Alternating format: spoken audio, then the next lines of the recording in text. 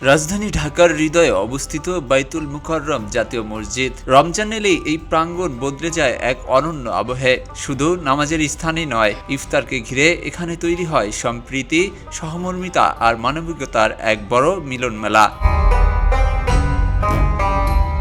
রমজান মাসেই প্রতিদিনই হাজারো মানুষ জড়ো হন এখানে, কেউ কর্মজীবী, কেউ পথচারী, কেউ দূর দূরান্ত থেকে আসা মুসল্লি। আজানের আগ মুহূর্তে সবাই এক কাতারে বসে পড়েন, ধনী গরিবের ভেদাভেদ ভুলে। ইফতার আয়োজনের এই চিত্র কেবল খাবার ভাগাভাগি নয়, এটি হৃদয়ের সম্পর্ক গড়ার মুহূর্ত। প্রতিদিন অসংখ্য দানশীল ব্যক্তি ও সংগঠন নিজেদের উদ্যোগে ইফতার বিতরণ করেন।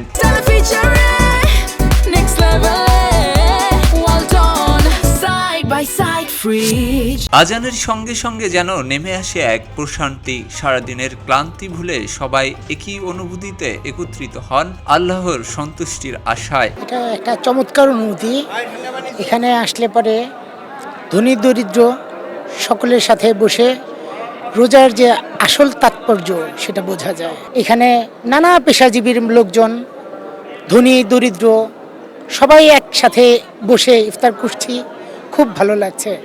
আমাদের রোজাকে আল্লাহ তাআলা কবুল করুন। বাইতুল মুকাররম মসজিদের ইফতার আয়োজন শুধু রাজধানীর জন্য নয়, পুরো দেশের মুসল্লিদের কাছে এক অনন্য অভিজ্ঞতা। এখানে প্রতিদিন এই আয়োজনে মনে করিয়ে দেয় রমজান মানেই আত্মশুদ্ধি, সংযম আর ভাগাভাগির শিক্ষা। ইফতারের এই মিলন মেলা আমাদের শেখায় একসঙ্গে বসে এক মুঠো খাবার ভাগ করে নেয়ার মধ্যেই লুকিয়ে আছে বড় মানবিক শক্তি। এস আলী দুর্জয়, খবরের কাগজ, ঢাকা। খবরের কাগজ, নিখাদ, নির্ভীক, নিরপেক্ষ।